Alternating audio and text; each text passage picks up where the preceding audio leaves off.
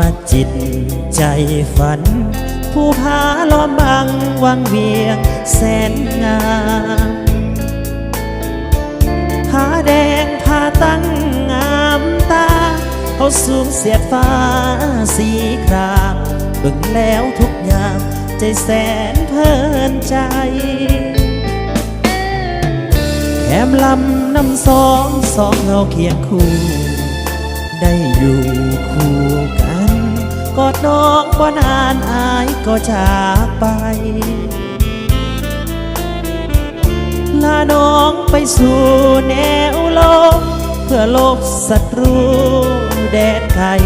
ให้สมเป็นสายสาเสือคนลาวบ่ดนปานใดอายจะกลับคืนมาไปแล้วบ่แม่นนี้นาจะกลับมาเคียงคู่น้องสาวโปรดเธอของคอยทำมองจิตใจสองเฮาแม่นอายอยู่ไกลน้องสาวเจ้าเสื่อใจเถิดนาไอเพียงแต่ตัวหัวใจอยู่ไกลอะไรเจ้าหลายหากอายบ่ตายคงได้กลับมาสาวเอ้ยโอ้สาวหวังเวียนเสียงนี้เป็นเสียงเพลงลาอายจะกลับมา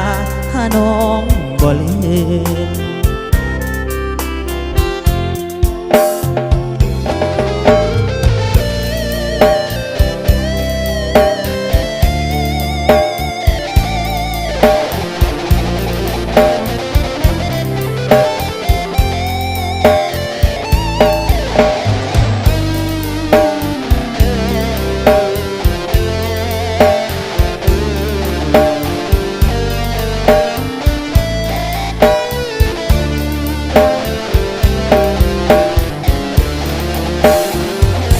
บ่ดนปานใด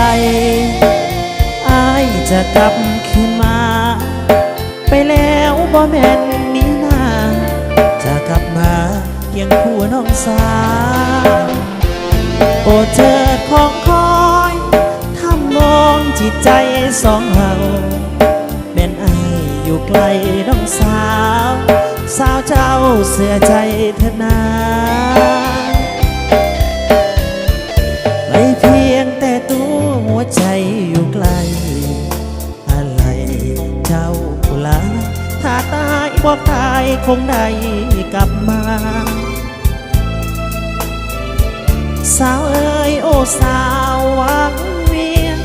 เสียงนี้เป็นเสียงเพลงลาอาจจะกลับมาถ้าน้องบ่ลืม